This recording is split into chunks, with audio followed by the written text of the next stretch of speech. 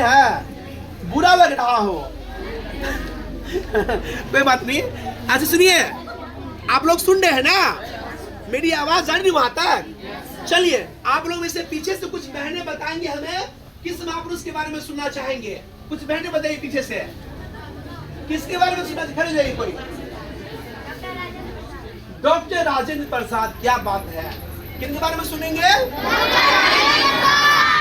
Doctor Rajendra Prasad कौन थे? हमारे स्वतंत्र भारत के पहले राष्ट्रपति थे। कौन थे?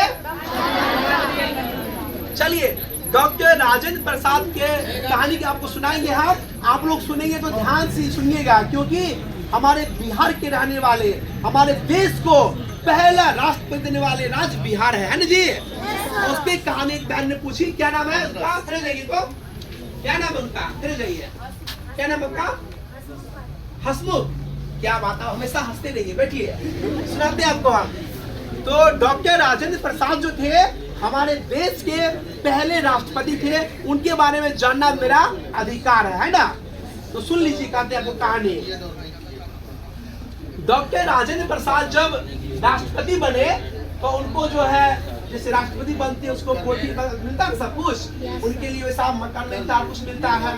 तो एक दिन की बात है, उनके घर से उनके बच्चे मिलने के लिए आए, राष्ट्रपति भवन में ठहरे, ठीक है ना? राष्ट्रपति भवन में ठहरे और वहाँ पे मतलब उनका सेवा सत्कार हुआ, हर कुछ हुआ। तो उनके जो नतनी थे, जाते समय डॉक्टर राजेंद्र प्रसाद क्या किए, उनको निकाल कर एक सिक्का दिए, है ना, अपने बच्चे को सिक्का दिए।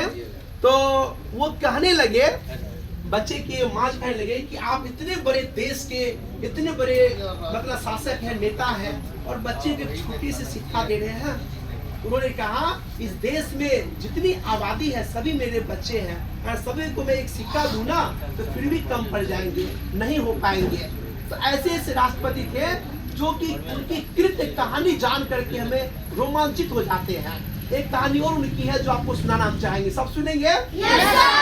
डॉक्टर राजेंद्र प्रसाद, एक समय की बात है, ट्रेन की यात्रा कर रहे थे। क्या कर रहे थे? ट्रेन की यात्रा कर रहे थे। और यात्रा करने के दौरान में उनके बगल में जो बैठे पैसेंजर थे, वो क्या कर रहे थे? सिगरेट पी करके उनका धुआं छोड़ते थे। क्या करते थे? सिगरेट पी कर उसका धुआं छोड़ते थे। तो राजेंद्र बाबू को बड़ा बुरा लगा, क्योंकि उनका धुआं आती थी। तो उन्होंने कहा कि ये सिगरेट किनका है? कहा कि सर ये मेरा सिगरेट हम पी रहे हैं। बोले जब ये सिगरेट आपका है तो ये धुआं भी आपका हुआ, ये धुआं भी आप अपने पास क्यों नहीं रखते हो, क्यों छोड़ते हैं कहीं पे? तो राजेंद्र बाबू की वह बात बताई गई। वो आदमी इतना शर्मिंदा हुआ कि वह वहीं पे सिगरेट फेंक दिया और वो उस दिन पीना छोड़ दिया, क्योंकि उसको इस तरह से समझाया गया था। ऐसा सिचुएशन था कि मान लीजिए सिगरेट जब भी कोई पीता है उसका धुआं छोड़ता है ना, तो कहा जब सिगरेट आपकी हुई तो ये धुआं भी आपका हुआ, ये धुआं अपने पास आप रखे, इसे क्यों किसी और पे छोड़ते हैं? इस तरह से समझाया। वो लड़का बड़ा शर्मिंदगी महसूस किया और वो उसी दिन से सिगरेट को पीना छोड़ दिया। कहानी अच्छी लगी? ताली होनी चाहिए।